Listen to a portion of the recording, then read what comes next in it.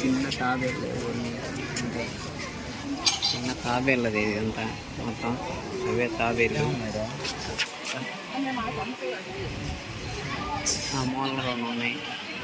ఇది తాబేళ్ళది ఇది మొత్తం ఇలా తీస్తారు.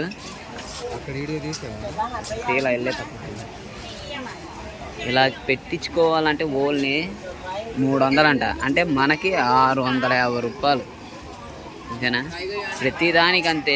ఇక్కడ ఏదైనా మనం చూసే వాళ్ళకి మామూలే, వాళ్ళతో ఫోటోలు కానీ అన్నీ దిగాలంటే మామూలు గట్టి ఛార్జ్ చేస్తే.